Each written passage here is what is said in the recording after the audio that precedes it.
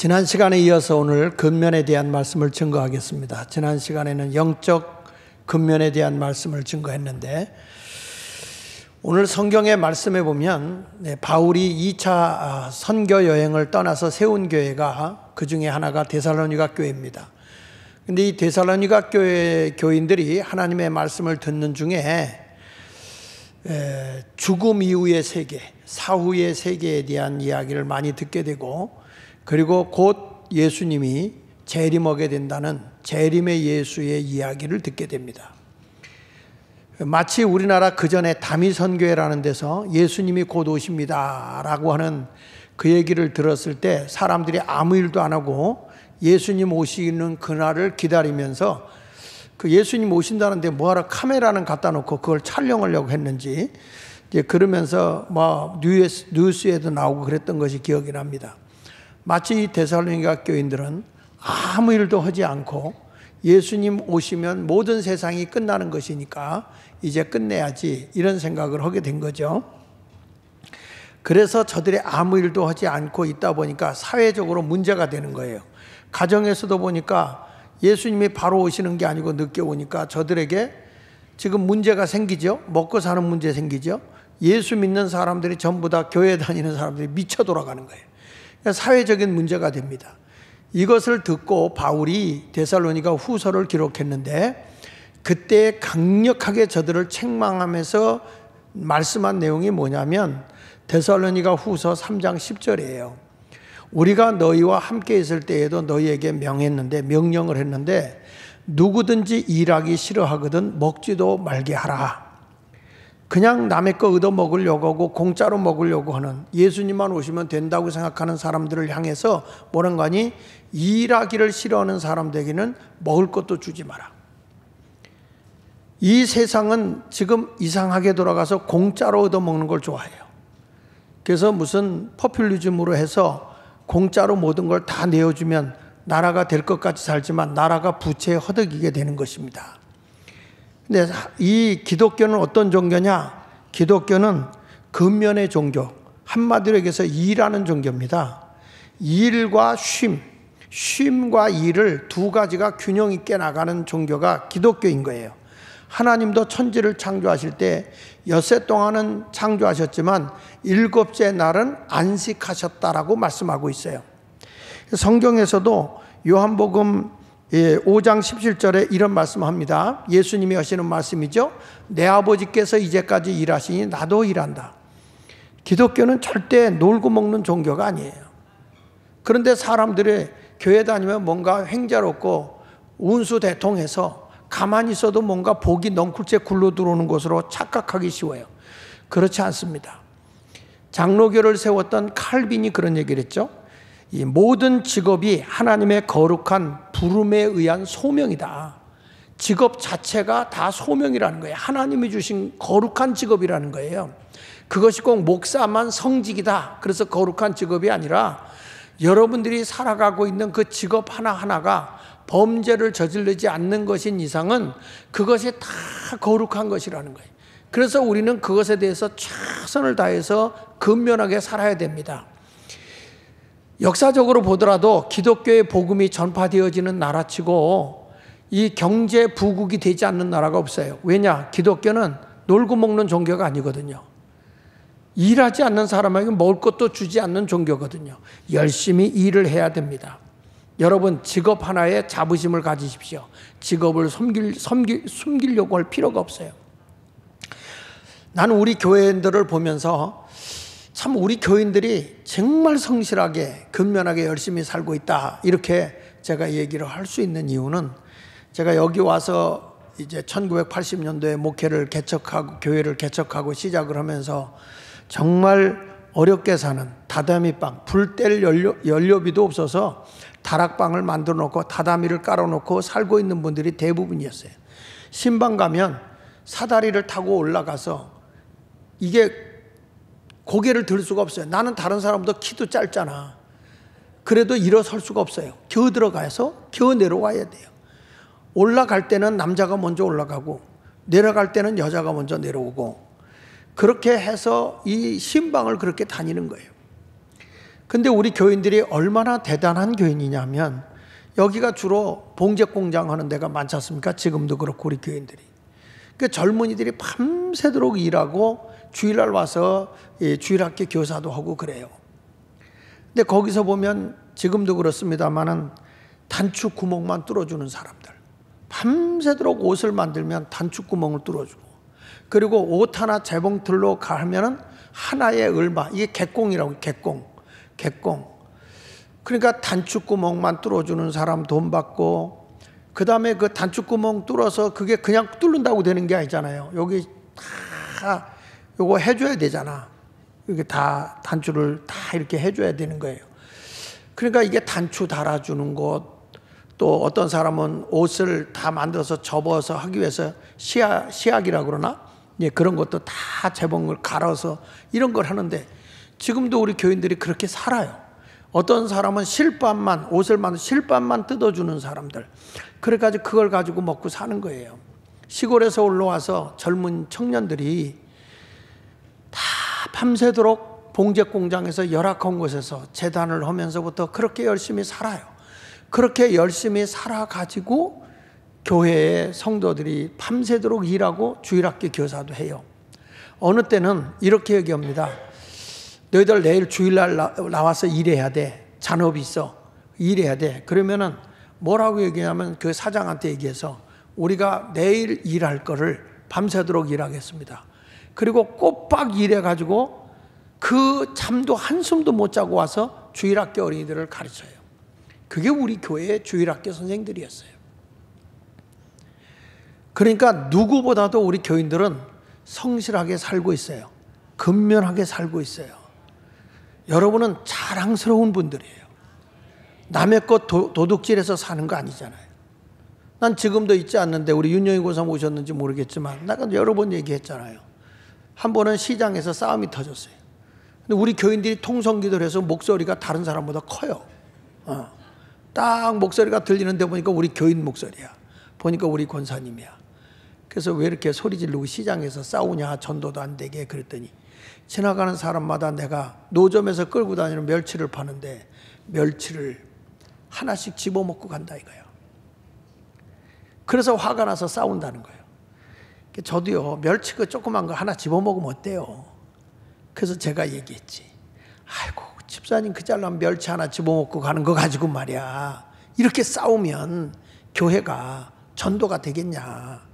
주일날 와서 예배도 드리는 사람이 그러면 되겠냐. 그랬더니 아유, 눈을 까디짓고 나한테 대드는 거요.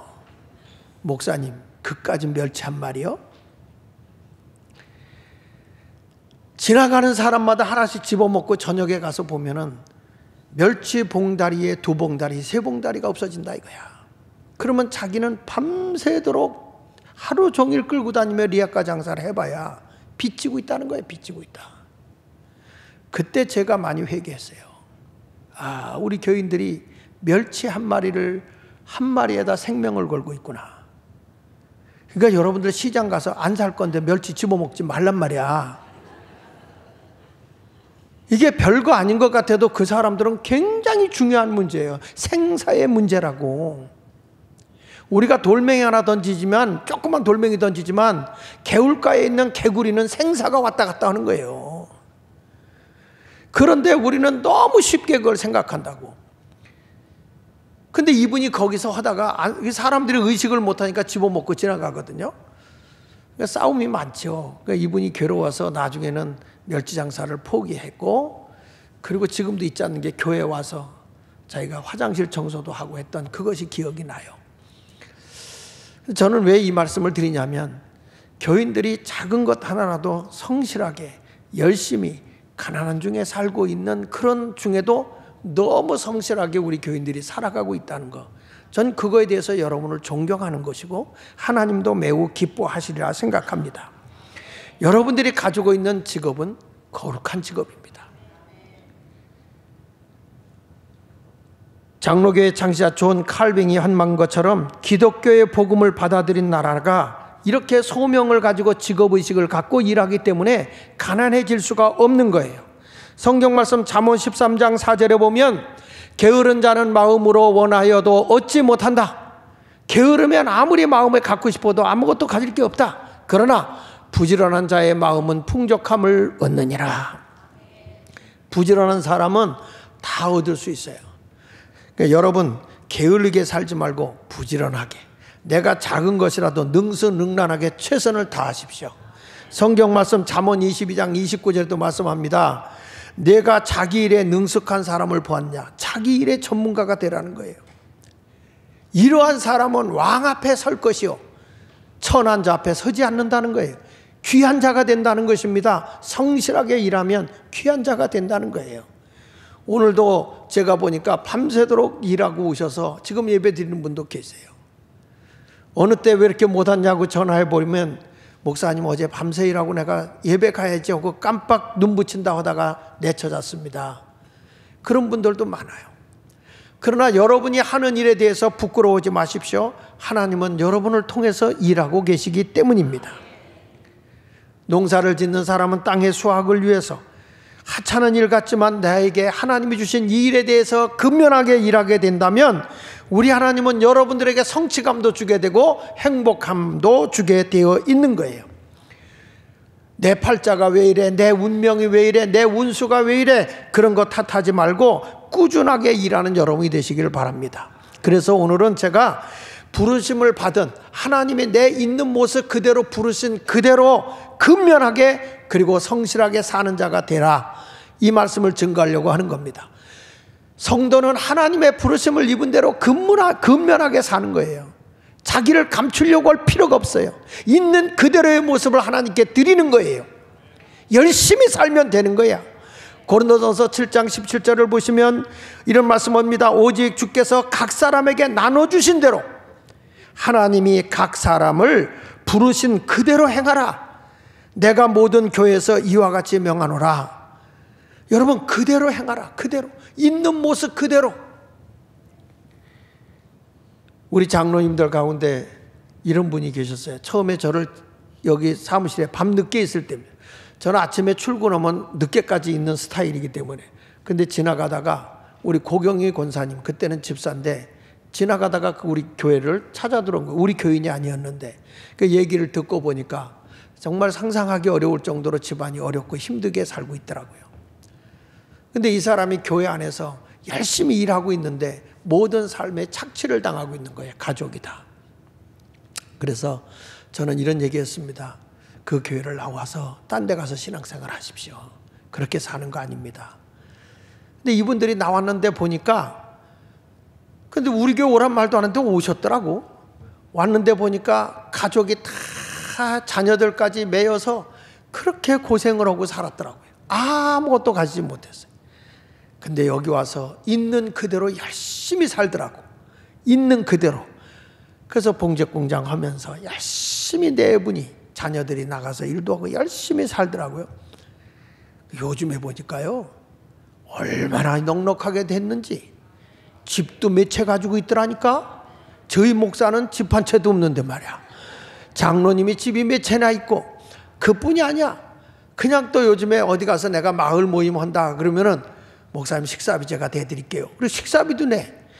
저 집이 그럴 집이 아니었거든. 근데 왜 그러냐? 열심히 근면하게 사니까 하나님이 그렇게 세워주는 거예요. 나는 우리 장로님들 보면 하나가 다 그래. 우리 심목저 장로님도 사업을 하다 망해가지고 죽으려고 했다는 거예요. 죽으려고. 근데 아내인 김미애 권사님이, 여보 지금까지 당신이 우리 가족 먹여 살렸잖아. 이제 내가 당신 먹여 살릴게.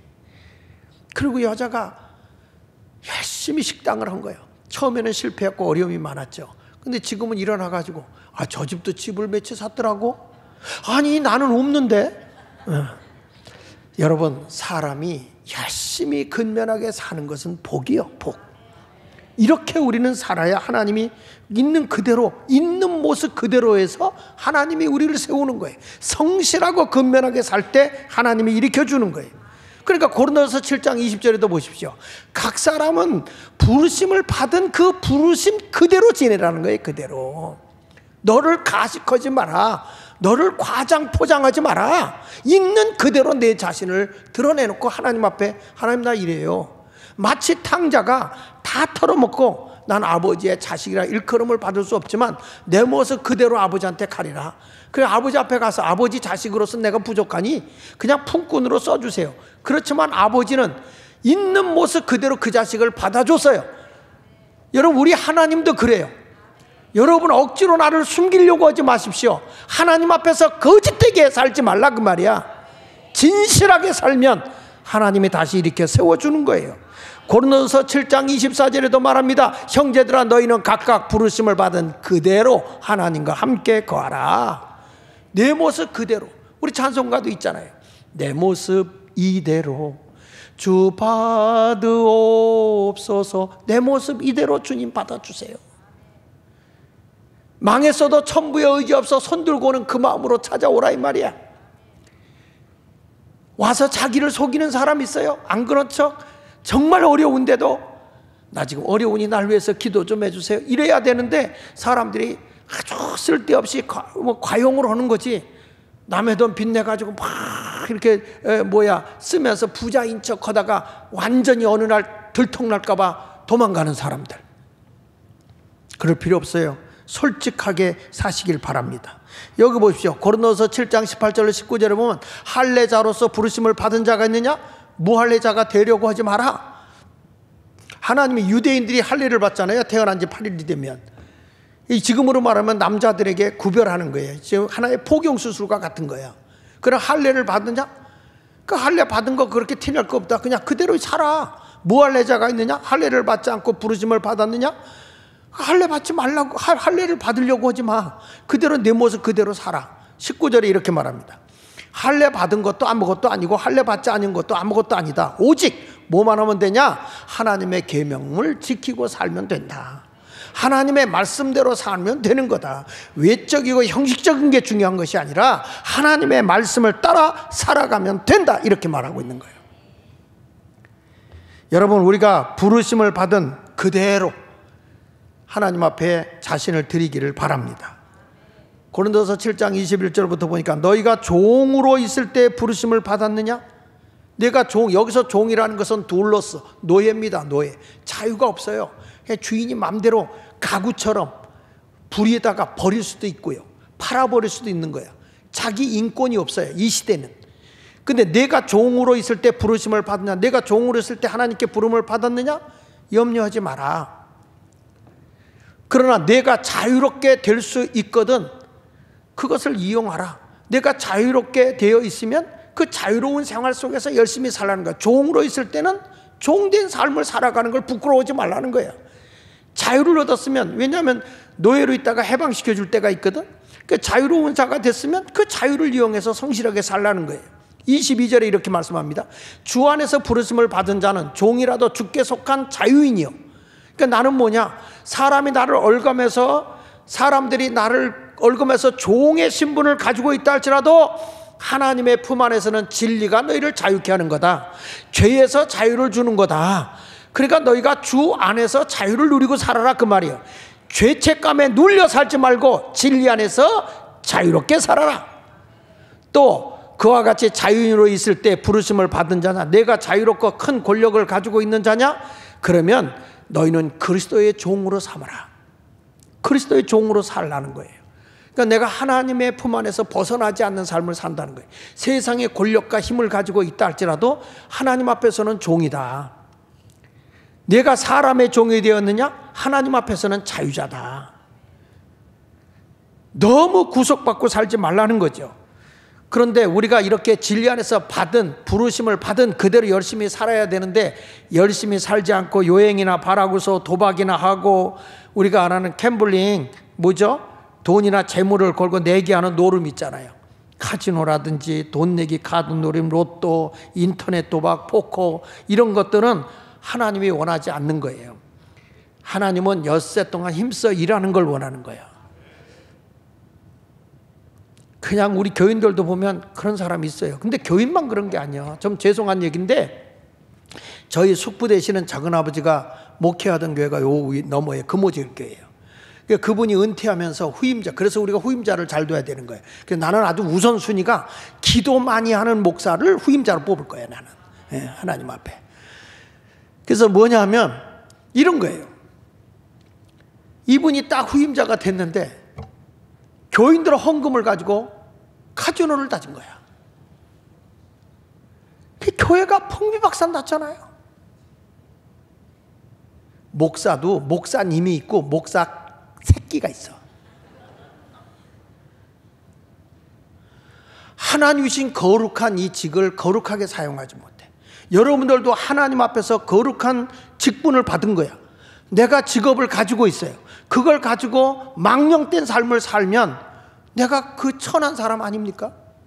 주님도 그랬잖아요. 사람이 사람 구실 못하니까 야 이 독사의 새끼들아, 누가 너희를 이 진노의 자리에서 피하라고 하더냐. 그렇게 하나님 나라의 귀한 하나님의 아들도 사람이 잘못 살 때는 새에다가 끼가 있어. 우리는 근면한 삶을 살아야 됩니다. 여러분, 요즘 현대인들은 중독에 빠져 있어요. 중독에. 이 중독에 빠지면 그것에 사람이 사로잡혀 있는 거거든요. 이런 사람들은 영이 상실돼 버리고 영이 파산되는 거예요. 그러니까 사랑 구실을 못하죠. 거기에 묶여버리는 거죠. 요즘에는 인터넷 중독도 있고 핸드폰 중독도 있고 어떤 사람은 게임 중독도 있고, 이런 중독에서 벗어나야 돼. 벗어나야 돼. 좋은 습관을 가져야지 나쁜 습관에 중독들면 안 됩니다. 진리 안에서 새롭게 되시길 바랍니다. 어떤 사람은 예배 시간에 앉아서 핸드폰 가지고 게임하는 인간도 있어. 좋은 습관은 우리를 성공으로 이끌지만 나쁜 태도는 불행을 가져오는 거예요. 여러분 모두가 근면한 사람으로 살아갈 수 있었으면 좋겠습니다. 오늘 아침에 우리 교회 집사님이 나한테 이런 거를 하나 보내왔더라고요. 매일 자기는 이렇게 카톡을 제가 매일 보내거든요. 매일 카톡을 올려주는데 그 카톡에서 첫 번째 이제 근면하게 살아야 된다고 하는 얘기 지난주에요. 근데 거기서 이런 말을 했어요. 오늘 나는 게으르지 않았던 날이다. 잘 보내었다. 자기를 평가해 본 거예요. 하루를 평가해 보니까 이렇게 됐다 하면서 아침에 일어나면 더 부지런해야 될 부분이 뭔가, 주어진 삶의 근면한 부분은 무엇인가, 내가 성실해야 할 부분은 무엇인가, 이렇게 서로 물어보는 거죠. 자기 자신을 잘 물어보고. 그러면서 그가 또 다음 장에서는 이렇게 얘기를 해요. 그렇다면 질문 보따리를 털어놓는데 성실의 기준은 뭘까? 개인적 성실은, 성실하게 살려면 사람이 성실한 사람은 늘 인식을 해야 돼. 그렇죠? 인식해. 내가 오늘도 성실하게 살아야 되겠다. 그리고 인정해야 되고, 그리고 실천의 기준을 정해야 돼. 내가 오늘은 무엇을 해야 될까? 여기 보십시오. 아침에 몇 시에 일어나야 성실의 시작일까? 고민해 보는 거예요. 12시 전에 어느 정도 일을 마쳐야 성실함을 실천했다고 할 수 있을까? 내가 오늘 어떤 계획을 세웠을 때 어떤 일을 할까? 그 다음에 또 이렇게 영적 성실, 개인마다 몇 가지를 이행해야 된다. 오늘 영적 성실을 수행해야 하며 살아야 했다.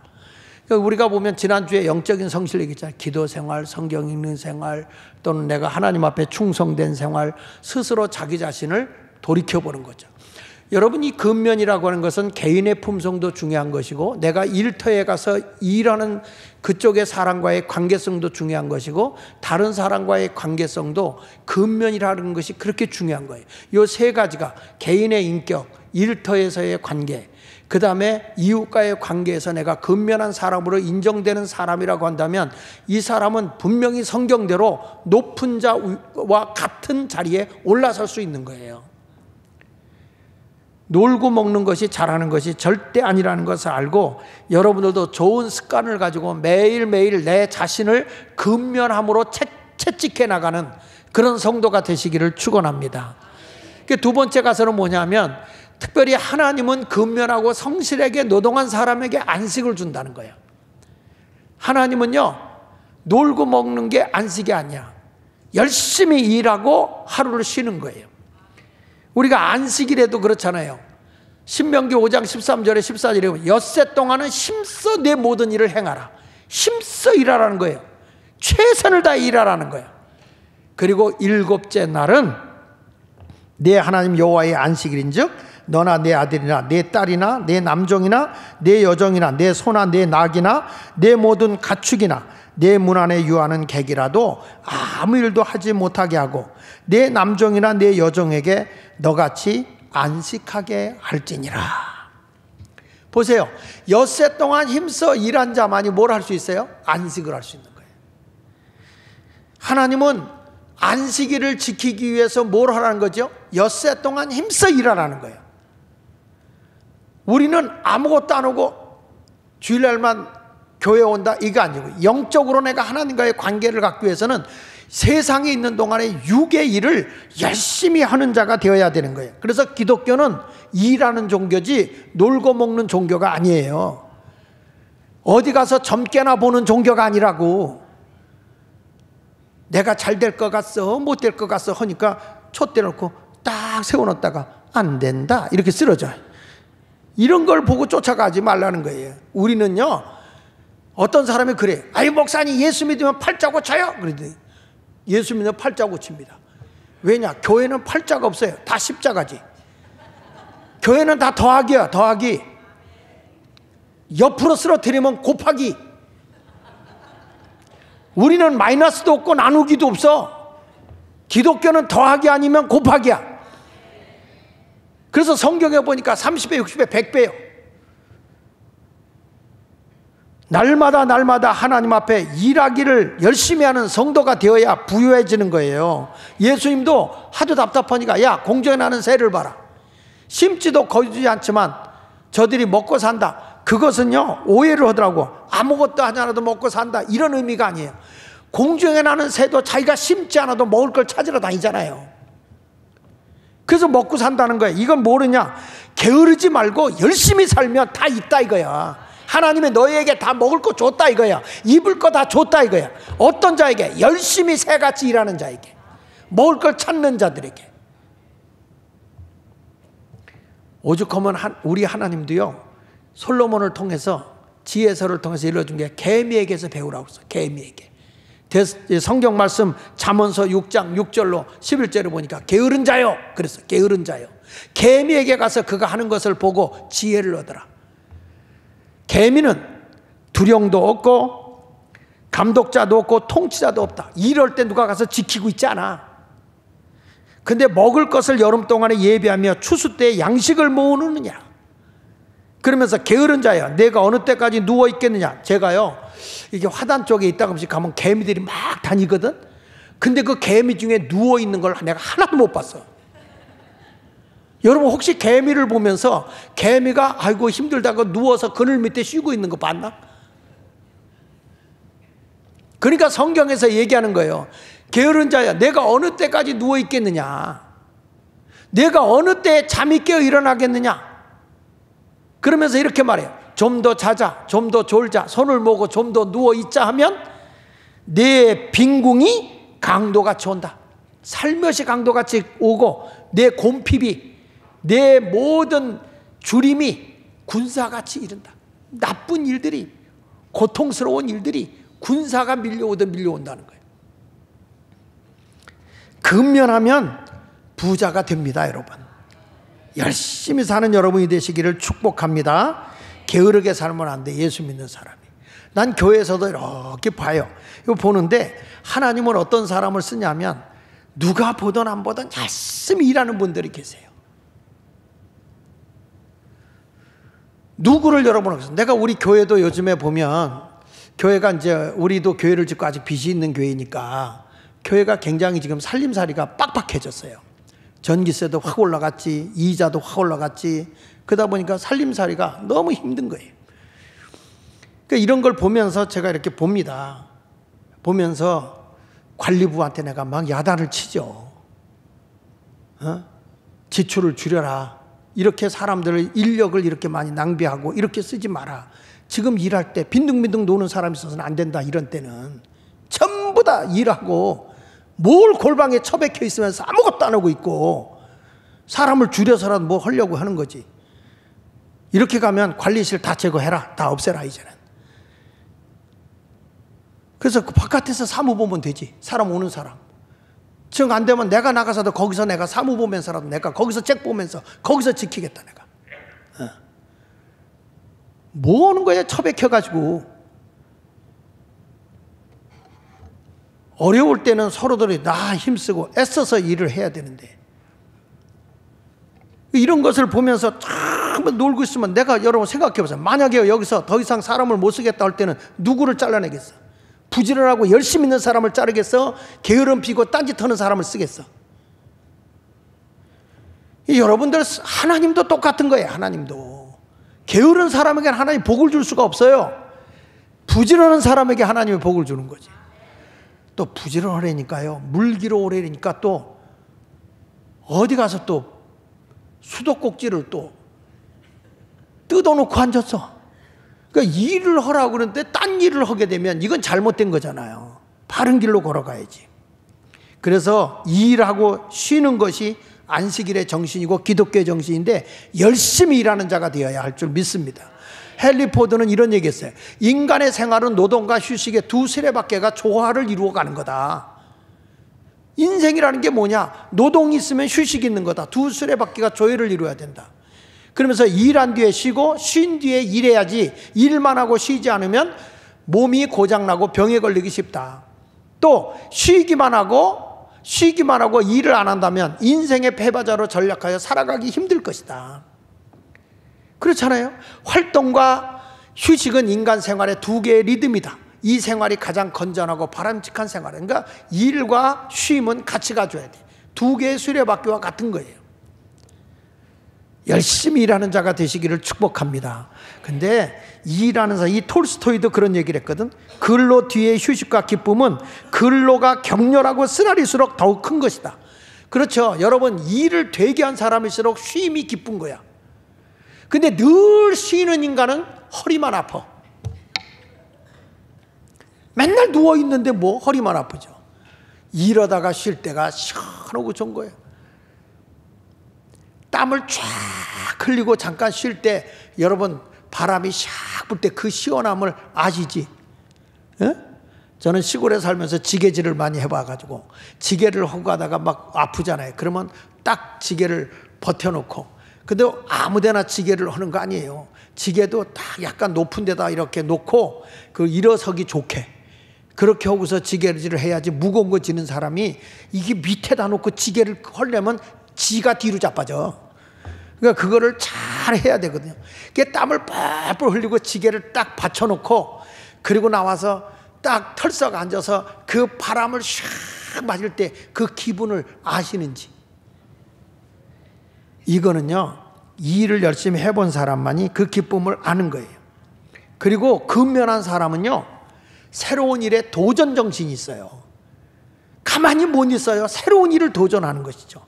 잠언 22장 29절에 내가 자기 일에 능숙한 사람을 보았냐? 이런 사람이 왕 앞에 선다고 하는 게 무슨 얘기야?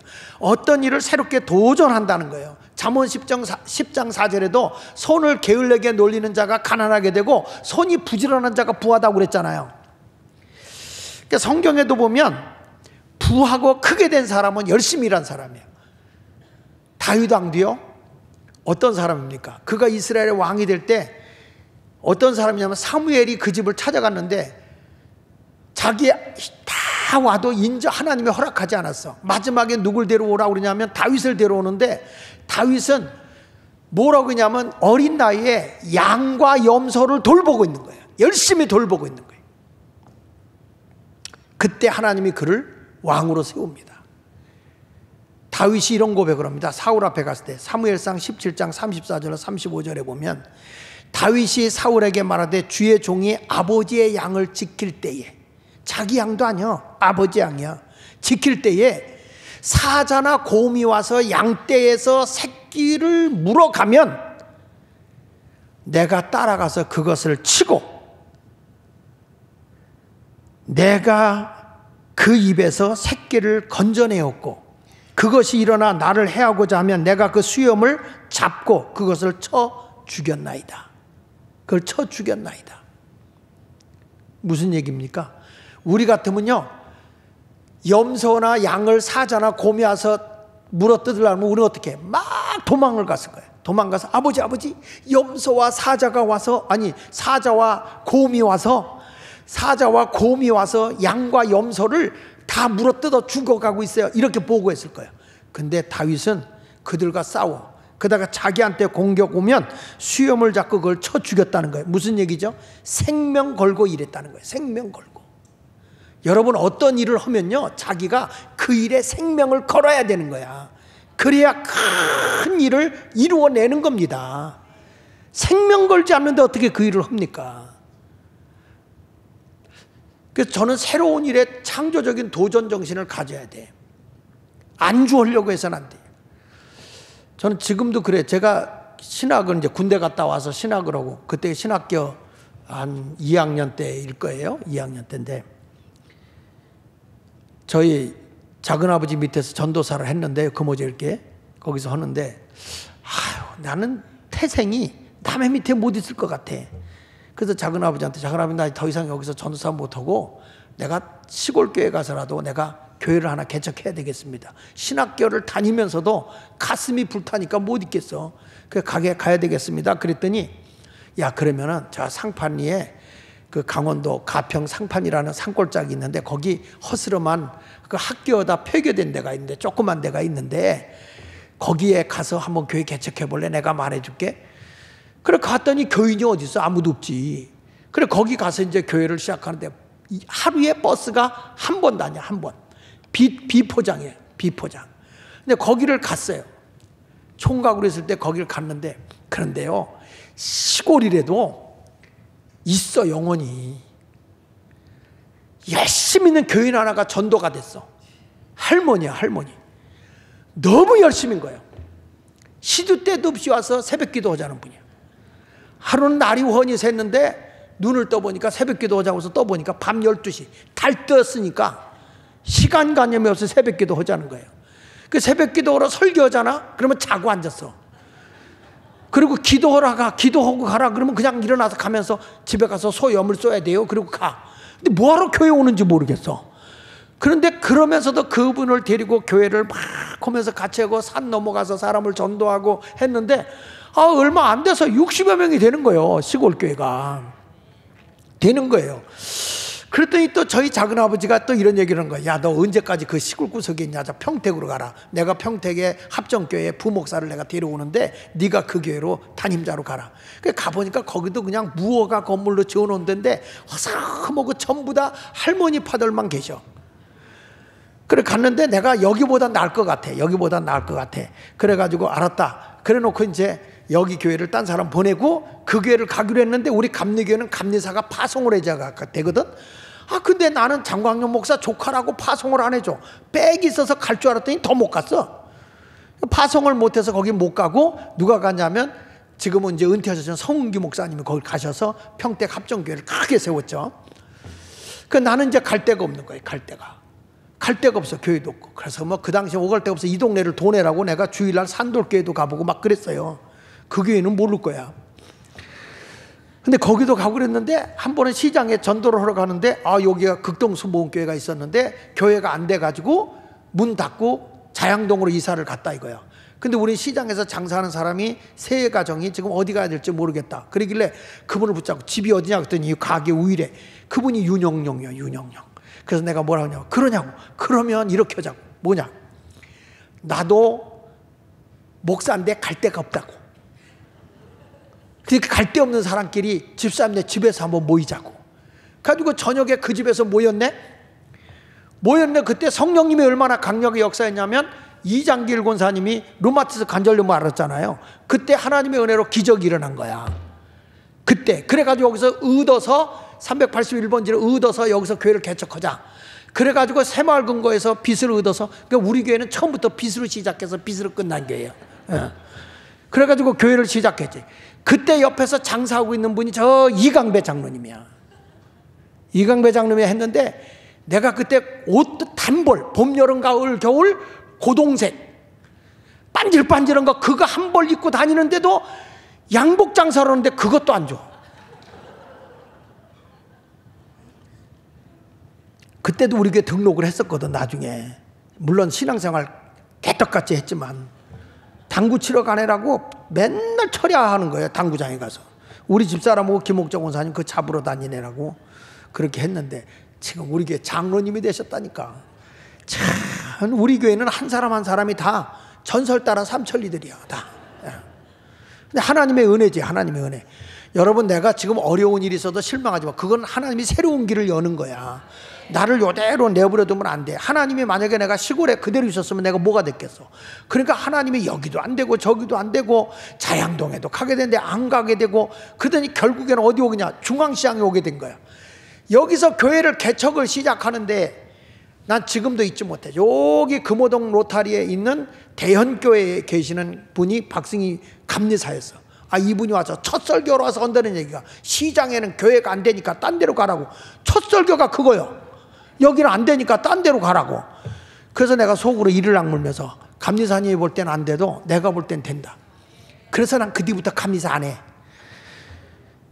한이 서려서 남은 꿈을 가지고 막 불타는 이 가슴 말 못하는 이 심정을 가지고 교회를 개척하는데 말이야, 안 된다고 하면 되겠어요? 근데 여기서 교회가 되는 거야. 여기 와서는 정말 하나님이 역사하는데, 하여튼 이 시장통이라는 데가 얼마나 웃기냐면, 장사 안 돼도 교회가 세워져서 장사가 안 됐대. 그래 놓고 누가 뭐라 하면 다 나한테 욕지거리고, 지나가다가 내가 어느 집에 가면은 소금 뿌리고 가. 나한테 소금을 뿌려. 그럼 내가 하나님께 감사하지. 하나님 감사합니다. 어쩌면 내가 세상의 소금인 걸 알고 저 사람이 소금을 뿌려줄까요? 긍정적으로 받아들이고, 어떤 사람은 당신이 여기 교회 개척하는 사람이냐고. 그렇다 그러면 일로 들어오라 그러고 돼지 혓바닥을 잘라서 먹어봐. 너가 이런 것도 여기서 먹으면서 목회할 수 있어? 이렇게 테스트를 하는 거야. 근데 그걸 못 먹으면 안 될 것 같아. 어떤 사람은 뱀을 데려갖고 난 처음이야 그거 먹어본 게. 뱀도 먹어보는데 우리 집사람하고 둘이 신방 가는데 그걸 주는데 비린내가 나서 도저히 못 믿겠어. 그래서 그분이 잠깐 뭐 가지러 간 사이에 내가 절반을 따라서 집사람한테 줬지. 지금도 그 얘기해, 우리 집사람이. 아, 당신이 못 먹는 걸 나한테만 줬다고. 그래서 우리 집사람은 지금까지 저렇게 살아있는 거예요. 그거 먹어서. 그렇게 어려운 중에 있어도 그분들이 열심히 그렇게 살았어요. 우리 교인들이 열심히 살았어요. 그것이 지금까지 은혜지, 은혜. 그러니까 내가 여기까지 교회가 온 것이 내 노력입니까? 하나님의 은혜지. 그러니까 나는 그때부터 가만히 못 있는 스타일이야. 우리 집사람도 지금도 그래. 내가 은퇴할 얼마나 남았어요? 근데 내가 가만히 있어요? 새로운 일에 도전하는 거야. 새로운 일에 도전하고 또 하니까 우리 집사람도 아예 포기했어요. 또 시작했군요. 또 시작했군요. 아니, 내가 며칠 전에 최병남 목사님을 만났어요. 최병남 목사님 누구냐면, 내가 여기서 목회할 때 여기 왕십리 장로교회 담임 목사님이셨어요. 왕십리 장로교회 담임 목사님인데 여기도 시장통 사람이거든요. 얼마나 목사님을 힘들게 했는지 40일 금식 기도를 3번 하신 분이야, 그분이. 가지고 이분이 이가 다 빠졌어요, 영양 부족으로. 근데 이분이 여기서 목회를 하다가 어디로 갔냐면 대전중앙장로교회로 가셨어요. 여기서 왕십리 장로교회에서 하다가 거기 가서 얼마 안 돼갖고 저를 찾아왔어요. 이분이 찾아오더니, 장 목사님 여기서 목회하지 마. 내 대전으로 갔더니 천국이요, 천국. 이 시장통이라는 데가 얼마나 드센지 그분이 알지. 내가 악만 남아있거든. 막바지까지 온 사람들이잖아요, 여기가. 그러니까 그냥 생존 경쟁 속에서 내 능력으로 먹고 사는 사람들이기 때문에 누구 말도 안 듣는단 말이에요. 그러니까 여기에서 하지 말고 가세요. 알겠습니다 하는데 아직까지 붙들려 있는 거예요. 근데 이분이 은퇴하셨어요. 은퇴하시고 났는데 그분도 창조적인 분이야. 이분이 지난 주간에 제가 만났거든. 지난 주간에 만났는데 이분이 대전중앙교회를 은퇴하시고 난 뒤에 가만히 못 있고 세종시에다가 은퇴하고 나서 교회를 개척한 거예요. 개척했는데 그 교회가 한 1,800명 모이는 거예요. 그러면서 뭐란 거니? 장 목사님, 우리 교회에 8월 첫째 주에 와서 부흥회 좀 해줘. 그러는 거예요. 언론은 승낙했어. 왜? 그분하고 나하고 맞는 게 있어. 그분은 그쪽으로 가서 팔자가 폈고 난 여기 있어서 그 모양 그 꼴이고. 그러나 여기가 더 좋은데요. 전 여러분에게 말씀합니다. 새로운 일을, 근면한 사람은 새로운 일을 도전하는 걸 부끄러워하지 않는다. 새로운 일을 한다. 그러니까 이번에도 우리가 3.1절 집회하는데 여기 다 오셨지만 우리는 이제는 국가 정화운동을 시작한다. 우리나라가 교회가 세워졌을 때 선교사들이 와보니까 한국이 술, 담배, 노름, 주색 잡기 이런 게 범람한 거예요. 그래서 한국교회에 제일 먼저 선교사들이 와서 술, 담배 금하게 하고 주초를 금한 거예요. 호객행위 못하게 하고 이 운동을 했는데 교회가 그 성결운동을 잃어버린 거예요. 지금 잃어버린 거예요. 잃어버리고 나니까 어떻게 했어요? 이 교회가 요즘에 술, 담배 하는 교인들이 수두룩해. 장로가 아니요, 송장이요. 그냥 이게 왜냐면 성결, 이게 술, 담배를 하는 데가 뭐가 끼어드냐? 마약이 끼어든 거예요. 그러니까 한국에 마약이 끼어든 거죠. 오늘 여기도 그런 분들 같이 오셨지만, 그래서 우리가 마약 퇴치 운동을 하는 대로 함께 하자. 이게 나라 살리기 운동을 하는 거죠. 그 운동을 하는 거예요. 왜 제가 이런 운동을 하느냐? 이제 앞으로 교회가 사회의 모든 것을 정결하게 성결되게 끌고 가야 된다 이거야. 이런 역할을 해야지 우리끼리만 모여서 예배만 드리고 가면 됩니까? 지금 여러분 우리나라의 주민자치법이라는 게 내가 시간이 없어서 그걸 공개를 못해 다 여기다 올려놨는데, 우리나라가 얼마나 심각하냐면 베네수엘라의 그 주민자치평의회라는 게 있어. 그 법을 그대로 갖다가 그대로 복사해놨어요.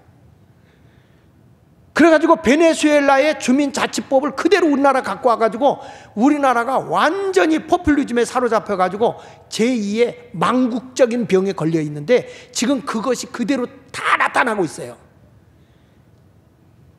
지금 베네수엘라가 완전히 망했습니다. 거기가 천국 다음으로 잘 사는 나라라고 그랬던 나라예요. 우리나라의 4배가 되고 OECD국 중에서 또 이 나라가 석유 저장량이 세계 1위요, 1위. 근데 이 나라가 정치를 잘못하는 바람에 인플레이션이 170만 %가 성장해.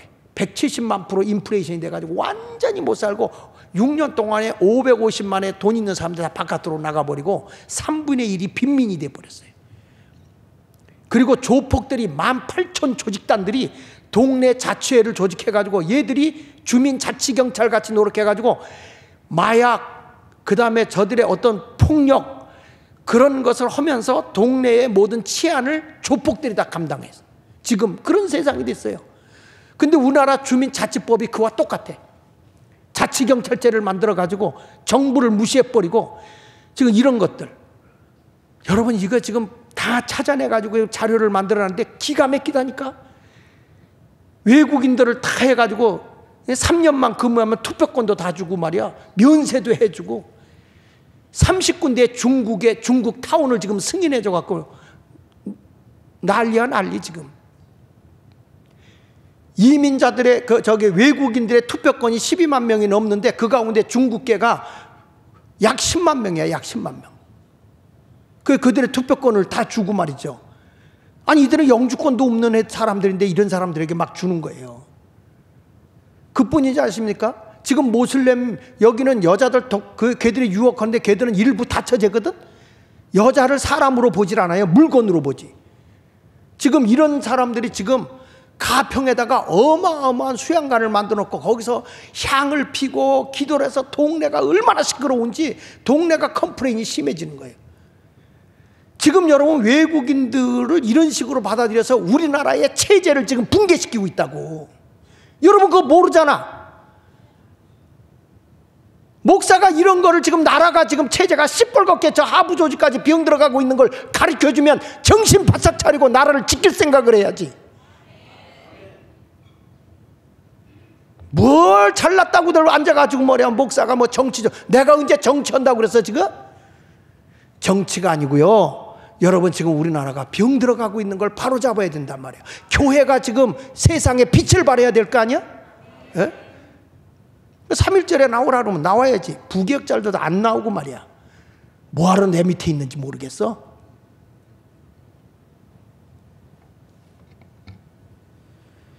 여러분 우리가 하나님 할 때, 주님의 일할 때 열심으로 주님 앞에 일해. 창의적으로 일하라고. 수동적으로 일하지 말고. 여러분 엘리사도 하나님이 어느 때 썼어요? 열심히 밥 갈고 일할 때 그를 불러서 이스라엘의 지도자로 세워 쓴 거야. 땀 흘리고 일할 때 하나님이 부르신 거예요. 룻이라고 하는 여인도 시어머니를 모시겠다고 아침부터 늦게까지 열심히 일한 거예요. 여기 보십시오. 룻기서 2장 5절로 7절에 보니까 보아스가 베는 자들을 거느린 사원에게 돼 이 누구의 소녀냐 하니 베는 자들을 거느린 사원이 대표되되 이는 나오미와 함께 모압 지방에서 돌아온 모압 소녀인데 그의 말이 나로 베는 자를 따라 단 사이에서 이삭을 줍게 하소서.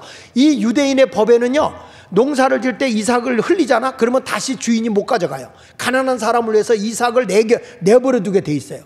내가 몇 단을 묶었어요. 묶었는데 흘려서 그 흘린 것을 다시 가져가면 안 돼. 왜? 흘린 것은 가난한 사람이 주워 먹게 했어요. 그래서 그 일을 하는 거야. 보세요. 아침부터 와서는 그의 말이 나로 베는 자로 따라 단 사이에서 이삭을 줍게 하소서 하였고, 아침부터 와서는 잠시 집에서 쉰 외에는 지금까지 계속하는 중입니다. 여러분 보십시오. 시어머니 모시겠다고 어려운 집에서 남의 집에 가서 이삭을 줍는데 하루 종일 줍고 있어. 이 성실함에 감동을 받아서 나중에 보아스가 룻을 자기 아내로 맞이해요. 자식을 낳고요, 예수님의 족보에 들어가요. 하나님은 근면한 사람을 쓰는 거예요. 잠언 12장 24절 다시 한번 읽어볼까요? 시작. 부지런한 자의 손은 사람을 다스려. 그러니까 부지런해야 리더가 되는 거예요. 리더가 부지런해야 경영인이 되는 거예요. 게으른 자는 부림을 받는 거예요. 여러분 부지런하십시오. 도전 정신을 가지고 열심을 품고 살아가는 자가 되시길 바랍니다. 잠언 17장 2절에도 이렇게 말해요. 슬기로운 종은 부끄러운 짓을 하는 주인의 아들을 다스린다. 주인의 자식이라도 바르게 살지 않으면 종에게 다스림을 받는 거예요. 그러니까 이 세상은 누가 다스리냐? 부지런한 자, 근면한 자가 다스리는 거예요. 아멘입니까? 어떻게 요행을 바라가지고 좋은 자리 하나 얻겠지? 천만에. 근면하지 않으면 하나님이 안 쓰는 거예요. 누가복음 19장 17절에도 이렇게 말합니다. 주인이 이르되 잘하였도다 착한 종이요, 내가 지극히 작은 것에 충성하였으니 10고을 권세를 차지하라. 근면한 사람에게 10고을을 다스리게 해주겠다. 이게 하나님의 법이에요. 하나님의 법. 그러니까 한 목사님은 은퇴했어도 놀고 먹는 게 아니야. 영혼을 위해서 일하니까 하나님이 영혼을 붙여주는 거예요. 그렇게 다스리게 하는 거예요. 우리 모두 열심히 근면한 삶을 살아가시기를 바랍니다. 오늘 이제 우리 방선자매가 우리 교회에 있다가 이제 말레이시아로 이민을 가는데 이 집사님이 굉장히 어려웠거든. 근데 이 알티바이블 하면서 이 원리대로 사는 거야. 원리대로 사니까 여자가 바뀌어. 아내가 바뀌니까 애들이 바뀌어. 애들이 바뀌니까 떨어져 있던 이 남편이 변화가 돼. 그러면서 사업이 크게 일어나기 시작하는 거예요. 그러면서 자기는 RT 바이블의 수출 1호래 자기가. 그러면서 자기가 어떻게 교회 일을 했느냐 하면 자기가 그러더라고요. 14살 때부터 이 교회 지하에서부터 반주를 했다는 거예요 자기가. 근데 몇 년 동안 했느냐? 23년 동안. 37년 동안 반주를 한 거예요. 그 성실함을 보여주고. 한번 좀 띄워줘 봐요. 예. 요때부터 반주를 한 거예요. 지하에서. 요때부터 반주를 한 거예요. 확실히 애다. 이때만 해도. 근데 지금은 아기를 셋을 거느리고 그냥 하나님의 말씀대로 사는 거예요. 야, 정말 근면이 뭐냐? 성실이 뭐냐? 변함없이 꾸준히 그 길을 걸어가. 하나님이 결혼을 했든지 안 했든지 집안이 넉넉하든지 넉넉하지 않든지 끝까지 이 일을 해온 거예요. 이런 사람은 하나님이 반드시 높이게 돼 있어요. 귀하게 쓰게 돼 있어요. 여러분 모두가 근면한 성도가 되시기를 예수 이름으로 축원합니다. 기회주의가 되지 말고 근면한 삶을 살아가는 여러분이 되시기를 예수 이름으로 축원을 드립니다. 기도하십시다.